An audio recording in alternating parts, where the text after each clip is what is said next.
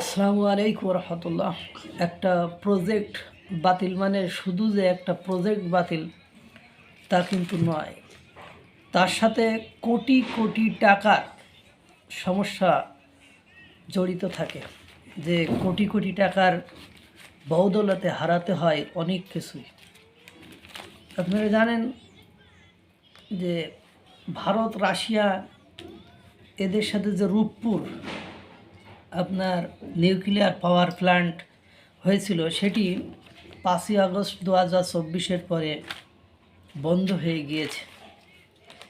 এর ফলে বাংলাদেশকে যে কী পরিমাণ ভবিষ্যৎ হুমকির দিকে যেতে হচ্ছে সেটা বলার অপেক্ষা রাখে না। আপনারা ভাবছেন যে আমরা ভারত রাশিয়া বিরোধিতা করব, তাদের সাথে বিরোধিতা করে আমরা পাকিস্তান আর চীনের সাথে সম্পর্ক রাখব, কিন্তু এর আগেই যে ঘটনা ঘটে গিয়েছে সেই ঘটনার খেসারত, সেই কর্মের খেসারত কিভাবে দিবেন? বাংলাদেশের স্বপ্নের project Rooppur nuclear power plant, একসময় এটাকে বলা হচ্ছিল এনার্জি রেভলিউশনারি, মানে আজ সেটি দাঁড়িয়ে আছে মাঝপথে। মানে এটি এখন আটকে থাকা একটা বাংলাদেশের জন্য নাইটমার, অর্থাৎ দুঃস্বপ্ন। মূলত সেটির কাজ থেমে গেছে। সেখানে কর্মরত ভারতীয় ইঞ্জিনিয়ার, টেকনিশিয়ান আর ওয়ার্কাররা সোজা বলে দিয়েছে এবার আর নয়। তার মানে তারা বাংলাদেশে আর কাজ করতে যাবে না, বাংলাদেশে কাজ করবে না। ক্ষমতায় আসার পরে ডক্টর ইউনূসের উচিত ছিল ঠান্ডা মাথায় সিদ্ধান্ত নেওয়া, ভারত রাশিয়া অস্ট্রেলিয়ার মতো দেশের সঙ্গে কৌশলগত ভারসাম্য মানে বজায় রেখে সামনের দিকে এগিয়ে যাওয়া।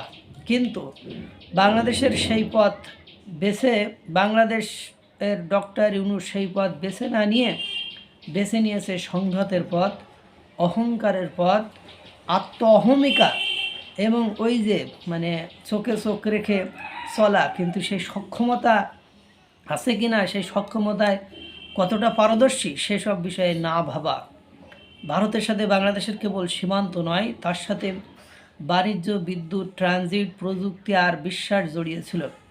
রাশিয়া এই নিউক্লিয়ার স্বপ্নে মানে ঢেলে দিয়েছে বিলিয়ন বিলিয়ন ডলার। আর অস্ট্রেলিয়া যে দেশের উপর দাঁড়িয়ে আছে বাংলাদেশের টেক্সটাইল সেক্টরের বড় অংশ।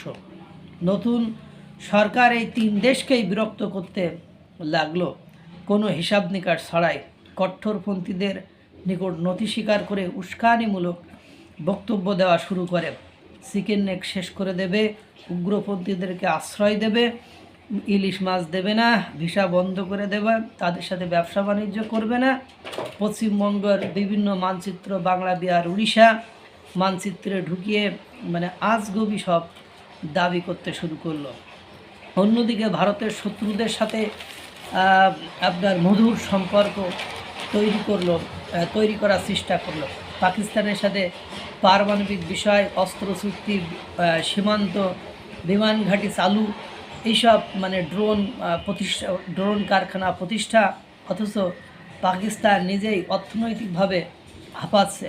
রূপপুর কেন এত গুরুত্বপূর্ণ বাংলাদেশের জন্য, এটাও কিন্তু আলোচনার বিষয়। কারণ বাংলাদেশের বিদ্যুতের চাহিদা হু হু করে বাড়ছে। হাজার হাজার টেক্সটাইল ফ্যাক্টরি, যেখানে 24 ঘন্টায় মেশিন চলে। এই ফ্যাক্টরিগুলো দেশের অর্থনীতির ইঞ্জিন, আর এদের মূল সমস্যা বিদ্যুৎ কম। আর যখনই কম পড়ে বাংলাদেশ তাকাই থাকে ভারতের দিকে। সেখান থেকে বাংলাদেশ কোটি কোটি ডলারের বিদ্যুৎ তাদেরকে কিনতে হয়। এখন থেকে বাংলাদেশের চাহিদা পূরণের চেষ্টা চলে। এই রূপপুর বিদ্যুৎ কেন্দ্র যদি চালু হতো, সেখান থেকে বাংলাদেশের বিদ্যুৎ চাহিদা পূরণের 20% হয়ে যেত। আর প্রজেক্ট বন্ধ হয়, বাংলাদেশের ঘাড়ে এসে পড়লো এক বিশাল ঋণের বোঝা। এতে করে হয় রাশিয়া পুরো নিয়ন্ত্রণ নিবে, নতুবা সুদসহ টাকা তুলতে শুরু করবে। 3 বিলিয়নের চাপ থেমে থাকা প্রজেক্ট, তারপরে রাগান্বিত সাধারণ মানুষ আর ভারতের সঙ্গে ভেঙে দেওয়া বিশ্বাস, সব কিছু মিলায়ে বাংলাদেশের ভাগ্য আকাশে এখন চরম দুর্ভোগ বিরাজ করেছে। এদেশের মানুষ যখন আপনারা শুধু মনে করেছেন রূপপুর বিদ্যুৎ কেন্দ্র বন্ধ হয়েছে, সমস্যা কী, কিন্তু দুর্ভাগ্য হলো সত্য যে রূপপুর বিদ্যুৎ কেন্দ্রের থেকে উৎপাদিত বিদ্যুৎ বাংলাদেশের শিল্প, টেক্সটাইল শিল্প সহ বিভিন্ন শিল্পতে কী পরিমাণ দরকার আপনারা জানেন।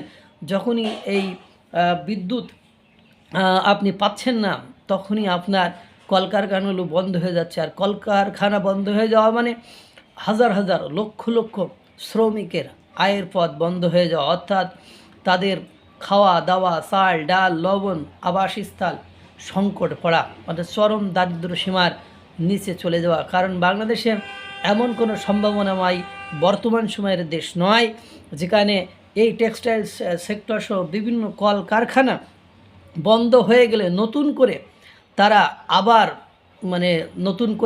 তারা কলকারখানা সেটিং করে এইসব লোকের কর্মসংস্থান করবে। সুতরাং রাশিয়া, অস্ট্রেলিয়া আর ভারতের সাথে রূপপুর পারমাণবিক বিদ্যুৎ কেন্দ্র নিয়ে যে সম্পর্কের একটা ইতি ঘটল বা সম্পর্কের একটা নষ্টের জায়গায় গেল, এতে করে বাংলাদেশের বিপদ আরও বেশি ঘনীভূত হলো। বাংলাদেশকে এর চরম মূল্য চুকাতে হবে। সেই মূল্যর দায় যে কিভাবে চুকাবে সেটা এখন দেখার বিষয়। আল্লাহ তাআলা সকলকে ভালো রাখুক, সুস্থ রাখুক। আসসালামু আলাইকুম ওয়া রাহমাতুল্লাহ।